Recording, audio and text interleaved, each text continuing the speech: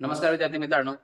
तर सध्याच्या घडीची बघा अतिशय आनंदाची बातमी त्या म्हणजेच ह्याच मागील एक 10 ते 15 दिवसांमध्ये किंवा एक आठवड्या पाठीमागच आपले दोन निकाल जे आहेत बघा ते जाहीर झाले आहेत. पहिला निकाल जो होता आपला तो अग्निवीर इंडियन आर्मीचा रिझल्ट जो आहे तो लागलेला आहे आणि त्याच पद्धतीनं मागील 2 ते 3 दिवसापाठीमागे आपला SSC GD चे जे काही रिझल्ट आहेत ते देखील लागलेले आहेत. तर ह्याच दोन एक्झाम्स मध्ये आपल्या ह्या अचिव्हर्स करिअर गाईड या अकॅडमीचं 2026 मध्ये म्हणजे या वर्षीची अतिशय एक धमाकेदार सुरुवात जी आहे तुम्हाला बघायला मिळेल, ज्याच्यामध्ये आपले टोटल इंडियन आर्मी आणि त्याच पद्धतीने SSC GD चे दोन्ही मिळून आपले 8 विद्यार्थ्यांचं जे सिलेक्शन जे आहे ते या दोन्ही एक्झामच्या माध्यमातून झालेलं आहे. तर आणि त्याच पद्धतीनं तुमचे देखील बऱ्याच विद्यार्थ्यांच्या आसपास असेल किंवा तुमच्या मित्र परिवारामध्ये इंडियन आर्मी आणि त्याच पद्धतीने SSC GD चे देखील विद्यार्थी मित्रांचं सिलेक्शन जे आहे ते नक्कीच झालेलं असेल. तर अशा सर्व विद्यार्थी मित्रांचं जे सर्व विद्यार्थी मित्रांचं ज्यांचं सिलेक्शन झालेलं आहे अशा सर्वांचं आपल्या माझ्यातर्फे किंवा आपल्या ह्या अचिव्हर्स करिअर गाडी ह्याच्यातर्फे तुम्हा सर्व विद्यार्थी मित्रांचं अतिशय हार्दिक असं अभिनंदन. ठीक आहे. तर आजचं जे लेक्चर आहे बघा ते आपण याच दृष्टिकोनातून जे आहे ते बघणार आहोत. आपण रेकॉर्डेड फॉर्म मध्ये आपण आजचं जे लेक्चर आहे ते कंटिन्यू करतोय. त्याच्यामध्ये तुम्ही आपण बघणार आहोत आणि जे मेन जे आहे ते सुरुवातीला आपले जे काही 8 विद्यार्थ्यांचं जे सिलेक्शन झाले बघा त्या विद्यार्थ्यांच्या बद्दल एक थोडीशी माहिती जी आहे ती देखील आपण बघणार आहे की त्यांनी सुरुवात कधी केली होती, सिलेक्शनचा टाइम पिरियड किती होता, त्याच पद्धतीनं त्यांच्या कोणकोणत्या पोस्ट ज्या आहेत त्या त्यांना मिळालेल्या आहेत. ठीक आहे. तर ह्या त्याच पद्धतीनं आणि अतिशय महत्वाचं म्हणजे ह्या अपकमिंग एक्झामच्या म्हणजे SSC GD 2026च्या दृष्टिकोनातून एक अत्यंत महत्वाची गोष्ट जी काही एक्झामची तयारी करणाऱ्या विद्यार्थ्यांसाठी आज त्यामध्ये मनामध्ये शंकाचा 100% असणार आहे. तो म्हणजे तर SSC GD चा जो काही कट ऑफचा जो ट्रेंड आहे बघा तर तो कशा पद्धतीनं आहे आणि ह्याचा परिणाम माझा या वर्षीची काय माझी एक्झाम कंडक्ट होणार आहे किंवा मी ज्या एक्झामला सामोरं जाणार आहे त्या एक्झाम्स मध्ये माझी एक रेंज जे म्हणतो मग तर माझा किती स्कोर सेफ राहिला पाहिजे जेणेकरून माझं फायनल सिलेक्शन जे आहे ते 100% होईल. तर ह्याच्यामध्ये तुम्ही थोडंसं इथं बघू शकता की कट ऑफ ट्रेड जो आहे आपण कन्सिडर केलाय 2023 पासून. कारण सध्या जो एक्झामचा जो पॅटर्न आहे बघा टोटल आपल्याला 20-20 चे 4 सेक्शन म्हणजे 80 क्वेश्चन आणि 160 मार्काचा जो पेपर आहे तो आपला 2023 पासून इंट्रोड्यूस झालेला आहे. त्यामुळे त्याच्या मागे आपण जाणार नाही अजिबात. 2023 पासूनच मग कशा पद्धतीचा ट्रेंड राहिलेला आहे मग त्यामध्ये एक्झाम पॅटर्न असेल आणि जो कट ऑफ हा जो आहे 104, 124, 2024ला 2025ला 109चा जो कट ऑफ आहे म्हणजे याच वर्षी. मग हे जे कट ऑफ आपण घेतले बघा ते बिगिनिंगचे घेतलेत म्हणजे BSF पदाची जी काही सुरुवात आहे ती कोणत्या कट ऑफ पासून माझी होते आणि मला ह्या 2026ला कोणत्या गोष्टींची काळजी घेतली पाहिजे जेणेकरून माझा जो काही कट ऑफ आहे किंवा ती जी रेंज आहे ती मला तिथपर्यंत मला पोहोचता आलं पाहिजे. ठीक आहे. मग हा जो कट ऑफ जो काही बघा फायनलाइज केला जातो त्याच्यामध्ये कोणकोणत्या गोष्टींना कारणीभूत पकडलं जातं म्हणजे कोणकोणत्या गोष्टी मी तर म्हणजे कारणीभूत असतात ज्याचा परिणाम जो आहे तो तुम्हाला या कट ऑफ वरती बघायला मिळेल. ठीक आहे. तर इथे तुम्ही कट ऑफची 3 रेंज बघू शकता. फ्लक्च्युएशन भरपूर आहे याच्यामध्ये. सुरुवात 104 ला झाली होती. मग हे 104चं कारण काय असं लक्षात ठेवा. असं कधीच होत नाही की काहीतरी मनात कट ऑफ आला आणि हा रेस हा ठीक आहे 104 घेऊया ह्या वर्षी, पुढच्या वर्षी काहीतरी 110 करू आपण. तर लक्षात असं होत नसते. थोडस टेक्निकल गोष्टींचा तिथे विचार केला जातो आणि ह्याच टेक्निकल गोष्टी कोणकोणत्या आहेत जेणेकरून तुम्ही जर अभ्यास करत असाल तर तुम्हाला कोणकोणत्या गोष्टींची काळजी घ्यायची आहे आणि एक सेफ रेंज 2026 ला मग मला किती रेंज असली पाहिजे किंवा कितीचा कट ऑफ लागू शकतोय ह्या वर्षी ह्या सगळ्या गोष्टींचा जो आढावा आहे तो आपण या आजच्या लेक्चर मध्ये घेणार आहे. त्यामुळे आजचं लेक्चर खूप जबरदस्त आणि खूप महत्वाचं होणार आहे लक्षात ठेवा. खास करून जर तुम्ही SSC GD चा अभ्यास करत असाल तर. ठीक आहे. त्यामुळे सेशनची जी लिंक आहे लिंक खास करून आजचं जर लेक्चर तुम्ही तुमच्या सर्व विद्यार्थी मित्रांना शेअर नक्की करा जे खास करून SSC GD चा अभ्यास करतात. कारण लक्षात ठेवा एक एक्झामचा अभ्यास करणं फार वेगळं मी नेहमी म्हणत असतोय आणि एक्झाम क्रॅक करणं एक म्हणजे ह्या ज्या दोन गोष्टी आहेत अभ्यास करणं आणि एक्झाम क्रॅक होणं ह्या दोन गोष्टी लक्षात ठेवा दोघांमध्ये खूप अंतर आहे. त्याच्यासाठी तुम्हाला बऱ्याच गोष्टींचा जो आहे तो काय तर अनालिसिस करावं लागतं. त्याच पद्धतीने थोडासा टेक्निकल अप्रोच देखील तुमचा असला पाहिजे. कारण अभ्यास केल्यानंतर जे काही मला एक्झाम मध्ये काढण्यासाठी जो काही 1 तासाचा जो वेळ आहे त्या 1 तासामध्ये मला काय काय केलं पाहिजे ह्या सगळ्या गोष्टी ज्या आहेत त्या तुम्हाला विचारात घेणं फार गरजेचं आहे. आणि तरच लक्षात ठेवा जे सिलेक्शन जे आहे ते तुम्हाला लवकर मिळेल. जे आपला नेहमी भर असतोय प्रत्येक विद्यार्थी पोलीस भरती असेल किंवा SSC GD असेल कमीत कमी 2 वर्षातच तुम्हाला ती एक्झाम जी आहे ती 2 ते 3 ह्याच्यापेक्षा जास्त वेळ अजिबात तुम्हाला लागता कामा नये. टार्गेट तर आपलं 1 वर्ष ठेवायचं आहे पण काही कारणास्तव जर काय बाकीच्या गोष्टी थोड्याशा आपल्या सिली मिस्टेक्स म्हणू कारण SSC GD ची बघा प्रोसेस खूप लेंदी आहे. म्हणजे तुम्हाला लेखी पार करावे लागते त्यानंतर आपलं ग्राउंड असते नंतर मेडिकल असते. 3 स्टेजेस आहेत, त्यामुळे कुठेतरी एखादी मायनर मिस्टेक आपल्याकडून 100% होत असते. म्हणून जे काही पुढचे जे काही 3 वर्ष आपण जे कन्सिडर केलेले आहेत ते त्यासाठीच आहे. ठीक आहे. सगळी वेळ जर चांगले नशीब ज्याला म्हणतो आपण, वेळेवरती जर आपण डिपेंड असो, तर ह्या सगळ्या गोष्टी जर जुळवून आल्या तर आपलं सिलेक्शन हे एका वर्षात देखील आपलं 100% होऊ शकतं. ठीक आहे. मग ह्याच गोष्टी आपण ह्याच्या लेक्चरला डिस्कस करणार आहे की 2026 ला माझा सेफ कट ऑफ काय राहिला पाहिजे. ठीक आहे. चला तर मग आजच्या सेशनला आपण चालू करूया. सुरुवातीला जसं तुम्हाला म्हणले की आपल्या 8 विद्यार्थ्यांची माहिती बघायची आहे, ज्या विद्यार्थ्यांचं सिलेक्शन आपल्या ह्या वर्षाच्या सुरुवातीला झालेलं आहे. ठीक आहे. सुरुवातीला आपण बघूया की एसएससी जीडी मध्ये आपल्या कोणकोणत्या विद्यार्थ्यांचं सिलेक्शन झालेलं आहे, किती वर्षात झालेलं आहे आणि त्यांनी कशा पद्धतीचा जो अभ्यासक्रम आहे किंवा काय शेड्यूल होतं त्यांचं, ते थोडंशा बद्दल आपण इथं चर्चा करायचं. ठीक आहे. तर येस, तर पहिलंच नाव तुम्ही बघू शकता आदित्य जाधव. तर ह्याचं बघा सिलेक्शन जे आहे ते आपल्या एसएससी जीडी बीएसएफ पद्धतीची जी निवड आहे ती झालेली आहे. तर ह्या आदित्यबद्दल थोडीशी माहिती जर सांगायची झाली बघा, तर ह्याचं जे सिलेक्शन जे झालेलं आहे ते 2.5 ते 3 वर्षामध्ये झालं. म्हणजे ज्या वेळेपासून त्यानं मी अभ्यासाला सुरुवात केली, आपल्या क्लासला ऍडमिशन घेतलं, तिथून पुढचा जो काउंटिंग टाइम पिरियड आहे तो मी त्याच्याबद्दल तुम्हाला सांगतोय. 2.5 ते 3 वर्षामध्ये ह्याचं सिलेक्शन झालेलं आहे. तर थोडासा वेळ मी तर 100% जास्तच आहे म्हणायला, लक्षात ठेवा. 2.5 ते 3 वर्ष जरी असलं तरी वेळ खूप जास्त. त्याचं रिझन बऱ्याच गोष्टी आहेत. मागच्या वर्षी थोड्याशा 1 ते 2 मार्कासाठी सिलेक्शन त्याचं राहिलं होतं. त्याचं म्हणजे फायनल सिलेक्शन, असं नाही की ग्राउंड मधलं कुठे तर बाहेर पडलेला, मेडिकल सगळ्या गोष्टी क्लिअर झाल्या होत्या. फक्त फायनल सिलेक्शन मधून 1 ते 2 मार्कासाठी त्याचं जे सिलेक्शन आहे ते राहिलं होतं 2024 सालच्या रिझल्टच्या बाबतीमध्ये. ठीक आहे. त्यामुळे जसं तुम्हाला म्हणलं की बीएसएफचा हा पहिला रिझल्ट आहे आपला, तर एसएससी आपल्या बीएसएफ मध्ये त्याची जी निवड आहे ती झालेली आहे. दुसरा विद्यार्थी बघा आपण सेम एसएससी जीडी मध्येच निकाल जो आहे तो या विद्यार्थ्याचा झालेला आहे. नाव आहे काय तर सचिन चव्हाण. ठीक आहे. याचं देखील जी निवड आहे बघा, तर एसएससी जीडी बीएसएफ मध्ये झालेली आहे. ह्याचा पण टाइम पिरियड जो आहे तो सेम आहे. ज्या पद्धतीने दोघांनी मी तर म्हणेन दोघांनी एकत्रच अभ्यासाला सुरुवात केली होती, आदित्य आणि सचिन. ह्या दोघांचा जो टाइम पिरियड आहे तो सेम आहे, कारण अभ्यासाची जी सुरुवात आहे ती दोघांनी एकत्रच केली होती. ठीक आहे. ह्याच्या बाबतीमध्ये पण सेम मागील वर्षी थोड्याफार प्रमाणामध्ये काहीतरी आपण एकादश सिलेक्शन जे हुकून आपण जे म्हणतो, तर या गोष्टीच्या थोड्याफार इथं तुम्हाला बघायला मिळते. ठीक आहे. तर जसं पण बघा की एसएससी जीडीला हे जे आहे ते 2 विद्यार्थ्यांचं सिलेक्शन जे आहे ते झालेलं आहे. तर आता जे सगळे जे रिझल्ट आहेत बघा, जसं म्हणलं की टोटल 6 रिझल्ट आपले इंडियन आर्मीचे लागले होते. तिथून पुढचे सर्व जे रिझल्ट आहेत ते इंडियन आर्मीचे तुम्हाला बघायला मिळतील. त्याच्यामध्ये पहिला विद्यार्थी आहे आपला स्वप्नील खंदारे. तर टाइम पिरियडच्या बाबतीमध्ये जर सांगायचं झालं बघा, तर या विद्यार्थ्याचं जे सिलेक्शन आहे विथिन म्हणजे 2 वर्षाच्या आतच कालावधी आहे. 1.5 ते 2 वर्ष आपण म्हणू शकतो त्याला. फक्त आणि फक्त 1.5 ते 2 वर्षाच्या आतमध्ये ह्या विद्यार्थ्याचं सिलेक्शन झालेलं आहे. तर ऍक्च्युली ह्या विद्यार्थ्याचं म्हणजे स्वप्नीलचं जे काय बॅच जी होती बघा, त्याने एसएससी जीडीची बॅच आपली कम्प्लीट केलेली होती.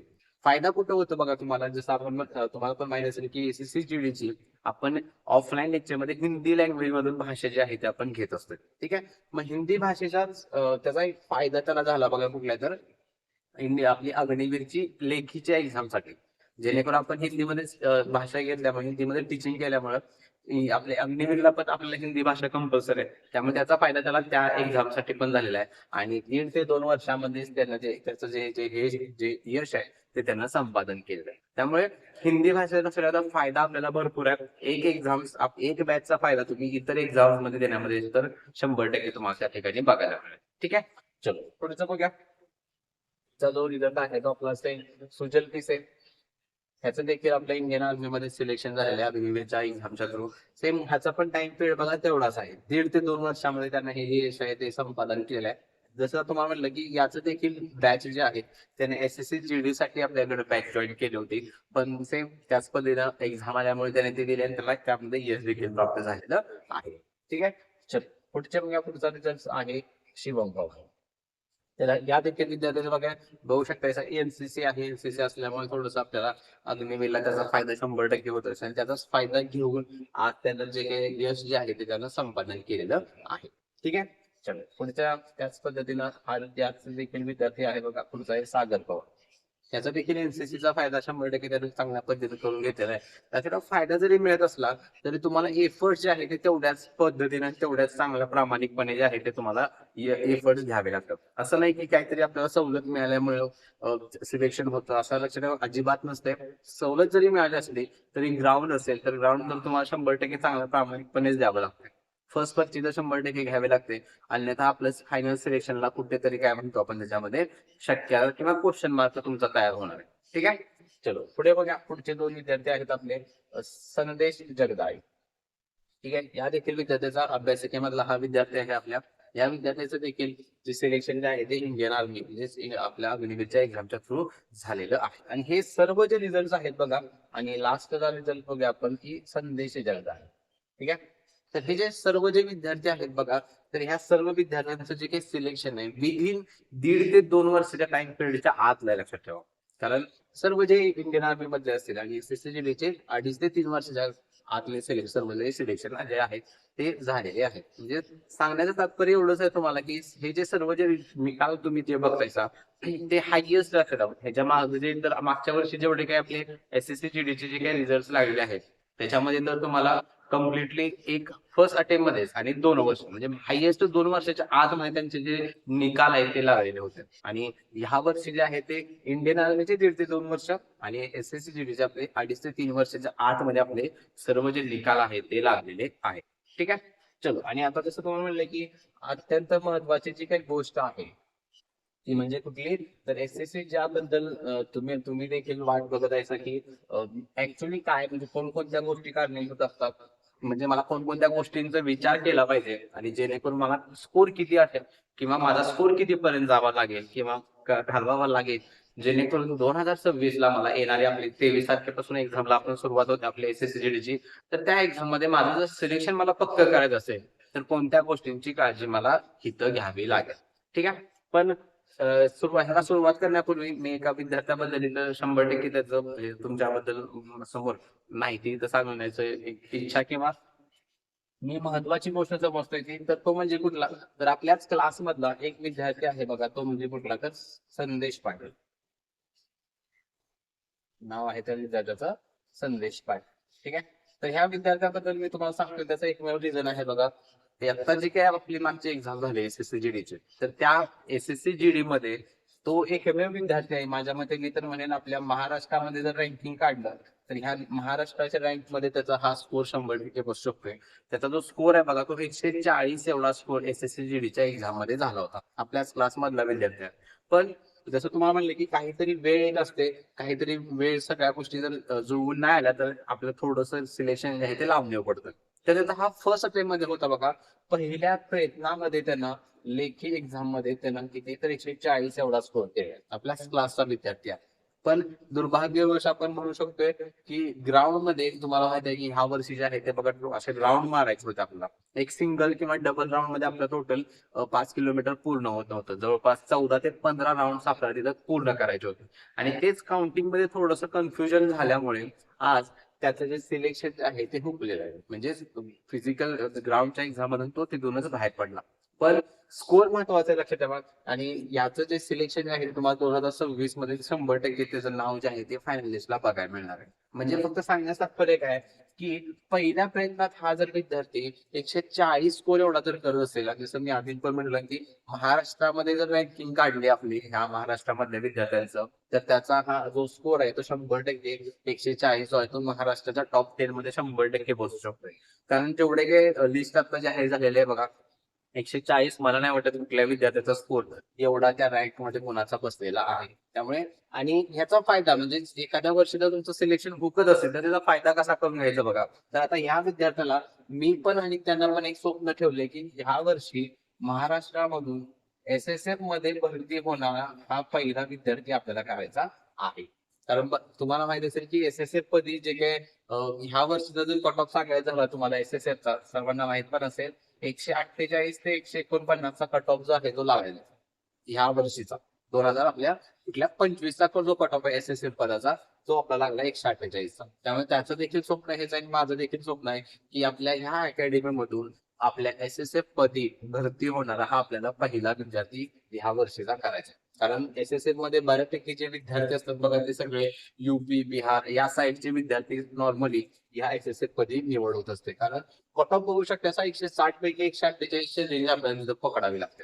त्यामुळे याचा फायदा अशा पद्धतीने तुम्हाला करून घ्यायचा. एखाद्या वर्षी जर तुमचं सिलेक्शन हुकत असेल तर नेक्स्ट पुढच्या वर्षी तुम्हाला तयारी करत असताना जे काही तुम्हाला पोस्ट ह्या वर्षी मिळणार होती पुढच्या वर्षी तुम्हाला त्या पोस्ट पासून वरच्या पोस्टला तुमचं जाण्याचं तुमचं काय असला पाहिजे तर हेतू असला पाहिजे आणि तेच तुमचं स्वप्न असलं पाहिजे. कारण जो वेळ वाया गेलाय त्याचं तुम्हाला भरपाई जर करायची असेल तर ह्या पोस्टच्या माध्यमातून तुम्ही त्या वेळेची भरपाई जी आहे ती तुम्ही करू शकता. ठीक आहे. आणि त्याच पद्धतीनं अजून एक 3 विद्यार्थी आपल्या क्लासमधले आहेत ज्यांचं सिलेक्शन एका मार्कसाठी फक्त हुकलेलं आहे ह्या वर्षीचं 2025 मध्ये. ती एका मार्कासाठी 3 विद्यार्थ्यांचं सिलेक्शन हुकलेलं आहे. त्या देखील विद्यार्थ्यांची नावं तुम्हाला ह्या 2026च्या निकालामध्ये 100% बघायला मिळतील. ठीक आहे. चलो तर आता सुरुवात करूया आपण आपल्या मेन गोष्टीसाठी. तो म्हणजे कुठला तर कट ऑफ ट्रेंड जो आहे ह्या वर्षीचा किंवा नॉर्मली कशा पद्धतीने ट्रेंड जो आहे तो आणि कोणकोणत्या गोष्टी कारणीभूत ठरतात. ठीक आहे. तर हे कट ऑफची एक लिस्ट बघू शकताय. आणि मी जसं तुम्हाला म्हणलं की ही जी मी कट ऑफची रेंज जी लिहिलेली आहे ही बेसिक आहे. बेसिक म्हणजे कुठली तर सर्वात कमी कट ऑफ कुठला जिथून मला तेवढे मार्क्स पडले तर मला कुठली तरी पोस्ट 100% मिळेल. मग ती कट ऑफची रेंज मी तुमच्या समोर लिहिली आहे. आणि या रिस्पेक्टली तुम्ही इतर ज्या आपल्या पोस्ट आहेत आसाम रायफल असेल आणि सुरुवात तुम्हाला देखील माहित असेल आपली SSC GD ची सर्वात लोवेस्ट कट ऑफ जो असतो तो ह्या BSF पदासाठी म्हणजे BSF पदापासून आपली बाकीच्या सर्व गोष्टी सुरुवात जी आहे ती होत असते. मग हे जे कट ऑफ लिस्ट आहे ती BSF ची म्हणजे थोडक्यात काय जर तुम्हाला एवढे मार्क्स पडले असतील किंवा पडत असतील तर तुमचं सिलेक्शन 100% होणार आहे. मग ती जी रेंज आहे ती पण आपल्याला तीच पकडायची की माझा एवढा तरी स्कोर आला पाहिजे जेणेकरून माझं सिलेक्शन झालं पाहिजे. पोस्टचा विचार आपण नंतर करायचा आहे. सध्या आपण टार्गेट ठेवूया की माझं सिलेक्शन 100% झालं पाहिजे. ठीक आहे. मग त्याच्यामध्ये तुम्ही बघू शकता 2023 साली 104चा कट ऑफ जो आहे तो लागला होता. सुरुवात बिगिनिंग 104 पासून झाली होती. आता इथे एवढा कमी कट ऑफ लागला त्या 2-3 गोष्टी तुम्ही जाणून घेऊया. त्यामध्ये पहिली जी गोष्ट आहे बघा तर सर्वात पहिला 160चा जो पॅटर्न आहे म्हणजे न्यू पॅटर्न जो आहे तो 2023 साली इंट्रोड्यूस झाला होता. ठीक आहे. प्रत्येक म्हणजे सगळं आधी 100चा पॅटर्न होता आपला SSC GD मध्ये परत तो चेंज झाला आणि तो प्रत्येक सेक्शन 20-20 मार्कला असे 4 सेक्शन म्हणजे 160चा पॅटर्नची सुरुवात माझी 2023 पासून झालेली. ठीक आहे. आणि सोबतच इथे एक निगेटिव्हचा एक मोठा इम्पॅक्ट होता बघा. निगेटिव्ह जे आहे ते 2023 साली 0.5 होतं. एक क्वेश्चन 2 मार्कला 100% होता आपल्याला पण निगेटिव्ह तिथं देखील दुप्पट झालं होतं म्हणजे 0.5 ला निगेटिव्ह होतं 2023 साली. आणि लेवल जर म्हटला डिफिकल्टी लेवल तर as it is normal level असते आपली म्हणजे जरा डिफिकल्ट म्हणू शकतो आपण कम्प्लिटली. तर एक्झामची जी काही लेवल आहे ती डिफिकल्ट कॅटेगरीमध्ये मोडू शकतो. मीडियम आणि डिफिकल्ट इझी लेवलचे पेपर अजिबात नव्हते 2023 साली. मग ह्या 3 गोष्टी लक्षात ठेवा कारणीभूत होत्या 2023 ला ज्याच्यामुळे तुम्हाला एवढा कमी कट ऑफ जो आहे तो तुम्हाला बघायला ज्याची सुरुवात 104 पासून झाली होती. 2024 ला काय झालं तर पेपर पॅटर्न सेम राहिला. पेपर पॅटर्न मध्ये काही चेंज नाहीये मात्र निगेटिव्ह जे होतं बघा जे की 0.25 होतं ते परत आहे असं त्यांनी 0.25च केलं. एक क्वेश्चन 2 मार्कला तर 100%च होता. फक्त निगेटिव्ह अजून कमी केलं. याचा फायदा कुठं होतो बघा अशा विद्यार्थ्यांसाठी होतो जे विद्यार्थी गोळ्या मारण्याचं काम करतात. मग असे विद्यार्थी अशा ह्याच्यामध्ये ही रोल जो आहे तो त्यांचा जास्त प्रमाणामध्ये तुम्हाला बघायला मिळेल. म्हणजेच काय तर निगेटिव्ह कमी झाल्यामुळे मी गोळ्या जास्त मारू शकतोय कारण माझा निगेटिव्हचा परिणाम अजिबात काय होणार नाहीये तिथं. त्यामुळे ही एक गोष्ट महत्वाची म्हणजे काय तर म्हणतो आपण एवढा कट ऑफ अचानक वाढला बघा 20 मार्काने कट ऑफ वाढण्याचं एक मेजर रिझन तुम्ही म्हणू शकता निगेटिव्ह एकदम कमी झालं. आणि दुसरा पेपरची जी लेवल म्हणतोय आपण एक्झाम CBT ची जी लेवल होती बघा ती एकदम इझी लेवलचे क्वेश्चन पेपर होते सगळेच. मग त्यात गणित असेल बुद्धिमत्ता असेल आपली हिंदी आणि GSG केला काय आपण प्रत्येक आपापल्या लेवलनं ठरवतो की तुमचा अभ्यास किती त्यानुसार तुम्ही त्याची लेवल ठरवू शकता. पण गणित आणि बुद्धिमत्ता जर म्हटला तर एकदम इझी लेवलचे पेपर तुम्हाला 2024 ला बघायला मिळतील.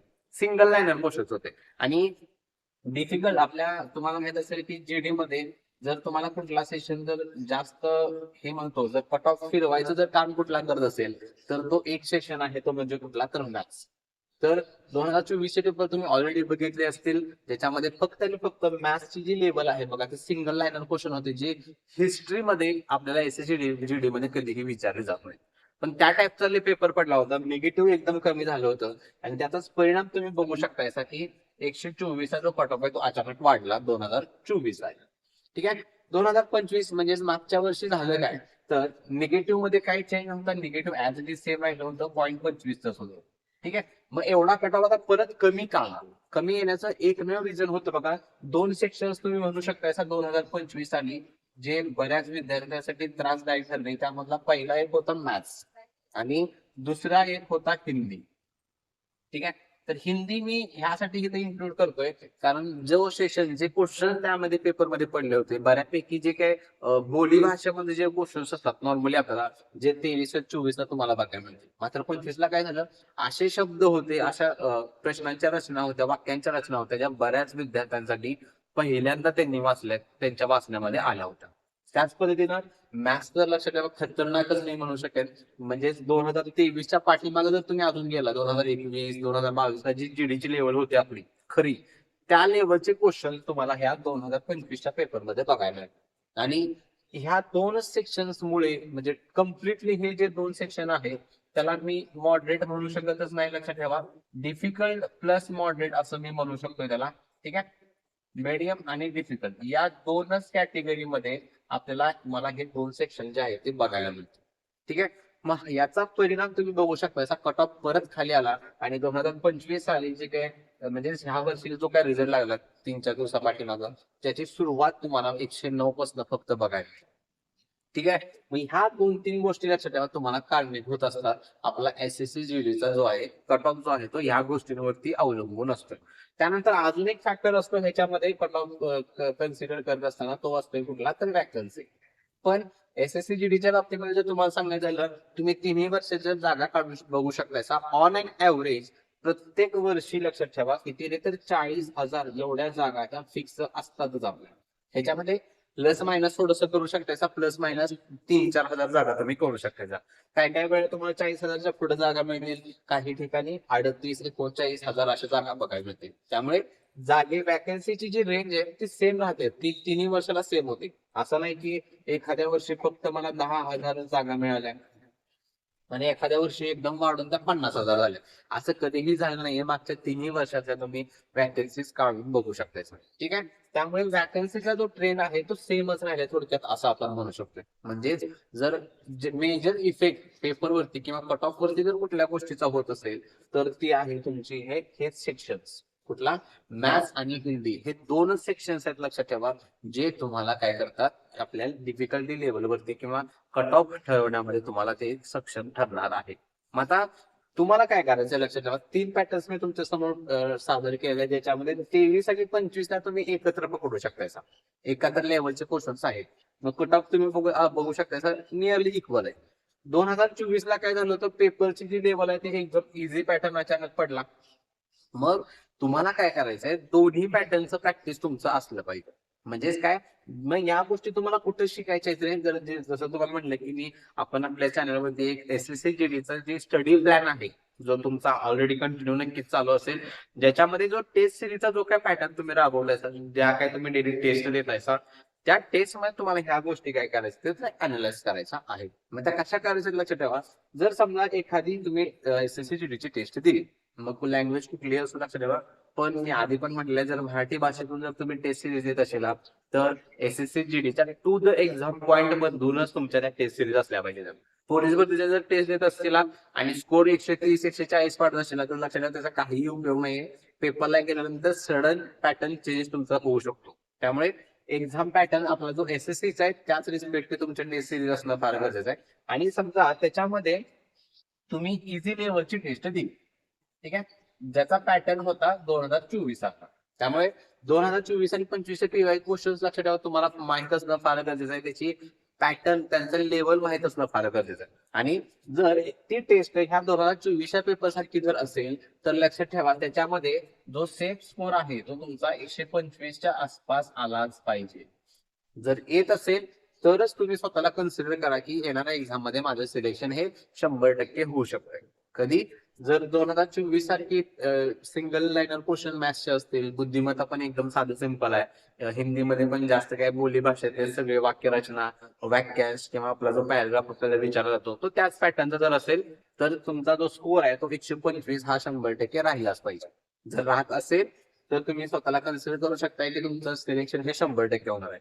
ह्याच्यात दुसरी बाजू आपण पकडूया.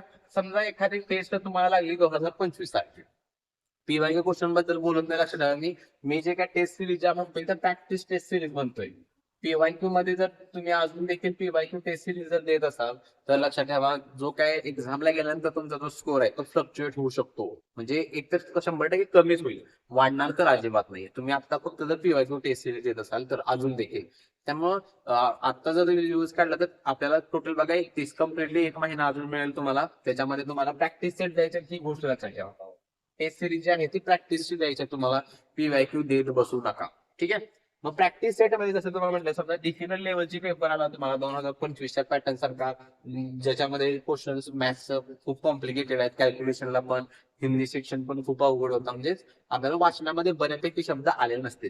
जर अशी कॅटेगरी होत असेल तर लक्षात ठेवा, तुमचा जो सेफ स्कोर आहे तो तुम्हाला काय करायचा आहे, 110 ते 115 पर्यंत तुम्हाला तुमचा स्कोर गेला पाहिजे, ही काळजी घ्यायची. ठीक आहे. म्हणजे डिफिकल्ट लेवलला जर मी कन्सिडर केलं तर माझा स्कोर 110 ते 115 हा राहिला पाहिजे. आणि जर सोपी कॅटेगरी जर मी म्हणत असेल तर 125 ते 130 पर्यंत माझा सेट स्कोर गेला पाहिजे. मग ह्या दोन पॅटर्न नुसार तुम्हाला काय करायचंय, तुमच्या टेस्ट सिरीज येते आणि त्याच पद्धतीनं टेस्ट सिरीज मध्ये तुम्हाला काय करायचंय की या पद्धतीने तुमचं अनालिसिस देखील करायचं आहे. जेवढा काय आता तिथून पुढे आपल्याला 30 ते 40 दिवसाला जो काही वेळ मिळणार आहे, आपल्याला माहिती आहे 23 फेब्रुवारी पासून आपल्याला एक्झामला सामोरं जायचं आहे. मग टेस्ट सिरीज आतापासूनच चालू करा, ज्याच्यामध्ये तुम्हाला प्रॅक्टिस टेस्ट द्यायच्या आहेत डेली 1. ठीक आहे. दिवसाला 2-2 द्यायची पण गरज नाही, दिवसाला 1च द्या आणि त्याचा अनालिसिस झालं पाहिजे. ठीक आहे. मग तुम्हाला फक्त या दोन गोष्टीनुसार तुम्हाला जज करायचं आहे की जर डिफिकल्ट लेवल टेस्ट असेल तर तुमचा स्कोर एवढा आला पाहिजे, 110 ते 115.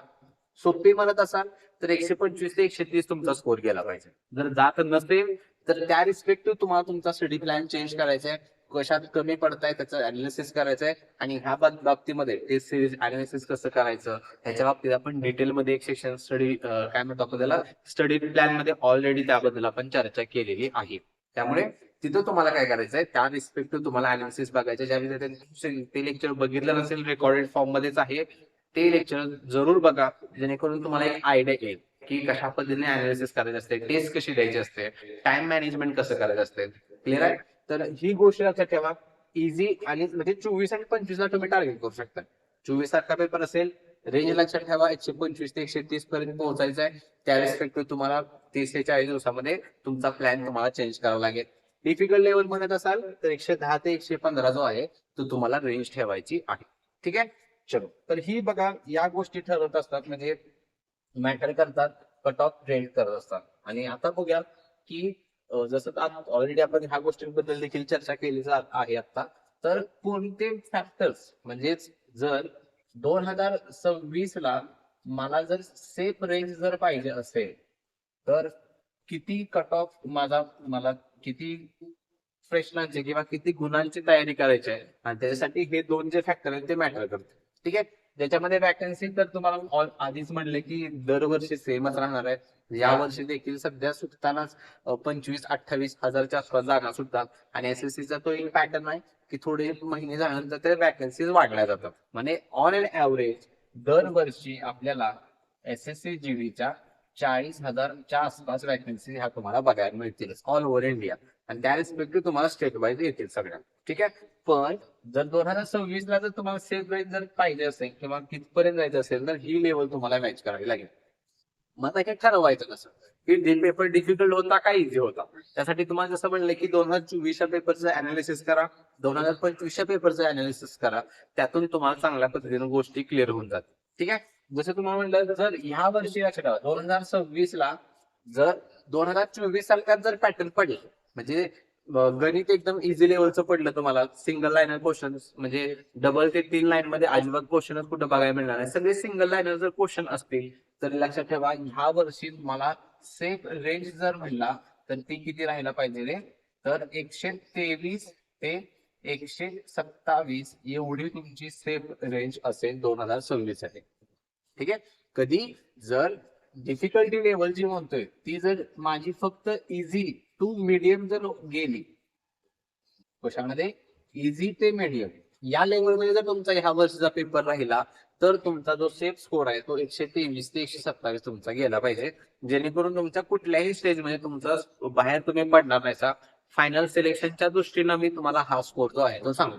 ठीक आहे. दुसरी एक लेवल जर म्हणलं, जर समजा माझा जो पेपर आहे तो मीडियम टू डिफिकल्ट या कॅटेगरीमध्ये जर पडला ह्या वर्षीचा, तर जसं तुम्हाला म्हणलं की ऑलरेडी रेंज मी सांगितलेले आहे, तुमचा जो रॉ स्कोर आहे किंवा नॉर्मलायझेशन होऊन जाऊ दे किंवा कसाही जाऊ दे, 112 ते 115 ही तुमची रेंज असेल तुमचा स्कोर सेफ राहण्यासाठी.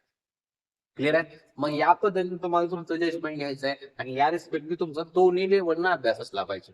इझी लेवलचे पेपर सोडवा, डिफिकल्ट लेवलचे देखील प्रश्न सोडवा आणि दोघांमध्ये तुम्हाला तुमची रेंज चेक करायची आहे. एखादे विद्यार्थी जर या रेंज पेक्षा जर आत असतील तर तुम्हाला थोडंसं अभ्यासामध्ये तुम्हाला जास्त वर्कआउट केलं पाहिजे. त्याच पद्धतीने टेस्ट सिरीज चांगल्या पद्धतीने दिले पाहिजे आणि त्यानुसार तुम्हाला इथपर्यंत जो आहे तो स्कोर जो आहे तुमचा आणण्याचा प्रयत्न करायचा आहे. लक्षात ठेवा. ठीक आहे. हा रॉ स्कोर आपण इथं चर्चा करतोय. नॉर्मलायझेशन किती होईल, कधी होतं किंवा कशा पद्धतीने होतं तेही गोष्ट आपल्या हातामध्ये नाहीये. ठीक आहे. ट्राय करायचंय रॉ स्कोरच माझा एवढा आला पाहिजे, जेणेकरून रॉ स्कोर जर एवढा माझा येत असेल तर 100% नॉर्मलायझेशन स्कोर माझा 100% ह्यामध्ये पण अजून वाढ होण्याची शक्यता 100% असणार आहे. ठीक आहे. त्यामुळे या दोन्ही व्हॅल्यू लक्षात ठेवा आणि त्या रिस्पेक्टिव्ह तुम्हाला काय करायचंय, तुमचा स्टडी प्लॅन चेंज करायचा आहे. क्लिअर आहे. चला तर मग अशा पद्धतीने नक्कीच ज्या गोष्टी मला तुमच्यापर्यंत पोहोचवायच्या होत्या त्या नक्की 100% चांगल्या पद्धतीने पोहोचल्याच असतील. आणि अजून ह्याच्यामध्ये जर तुम्हाला काही शंका असेल किंवा काय डाऊट असेल किंवा आणि तुमचं काहीतरी मत असेल तर चॅट बॉक्स मध्ये, कमेंट बॉक्स मध्ये तुम्ही नक्की त्याबद्दल कमेंट करू शकताय. त्याच्याबद्दल लगेच तिथे मी तुम्हाला रिप्लाय देऊन तुमच्या शंकेचे जे निरसन आहे ते 100% केलंच आहे. ठीक आहे.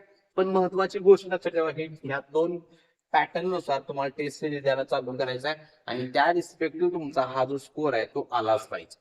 ठीक आहे. येत नसेल तर अजून आपल्याकडे 35 ते 40 दिवसांचा कालावधी आहे, ज्याच्यामध्ये तुम्ही तयारी जी आहे ती चांगल्या पद्धतीने करू शकता. ठीक आहे. आणि सेशन आवडला असेल तर एकदा सेशनला लाईक नक्की करा. त्याच पद्धतीनं सर्वांना एक म्हणजे रिक्वेस्ट किंवा विनंती 100% असेल की ती म्हणजे कुठली, तर जर तुमचे विद्यार्थी मित्र एसएससी जीडीचा जर अभ्यास करत असतील तर त्यांना सेशनची लिंक नक्की आठवणी आणि आपुलकीचं काम जे आहे म्हणतो तुम्ही, ते तुम्ही 100 सर्व विद्यार्थ्यांनी नक्की करायचं. कारण लक्षात ठेवा ही अत्यंत महत्वाची गोष्ट आहे आणि ही एक रेंज तुम्हाला माहित असणं फार गरजेचं आहे. नाहीतर आपण पेपरला जातो, एक्झाम म्हणजे पेपर देतो, त्यानंतर ही जजमेंटच घेत नाही की माझा स्कोर मला कितीपर्यंत नाहीच आहे.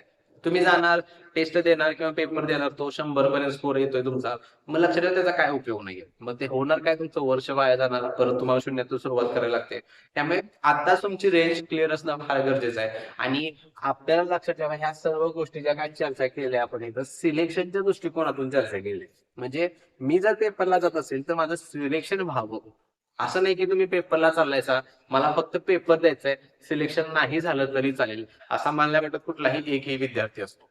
तुम्ही पेपर देताय याचा अर्थ तुमचं सिलेक्शन व्हायला पाहिजे म्हणूनच तुम्ही पेपर देताय आणि त्या दृष्टिकोनातून तुम्हाला या सगळ्या ज्या गोष्टी आहेत त्याच्याबद्दल आपण आता चर्चा केली त्या गोष्टींची तुम्हाला काळजी घ्यायची आहे. ठीक आहे. आणि याचं सेशन आवडलं असेल तर एकदा सेशनला लाईक नक्की करा आणि काही शंका असतील तर चॅट बॉक्स मध्ये कमेंट जरूर करा. ठीक आहे. आणि अशा पद्धतीने आजचं जे लेक्चर आहे ते आपण इथंच राऊंड अप करूया. भेटूया आपल्या नेक्स्ट सेशन मध्ये. Till then keep studying, be positive and thank you so much.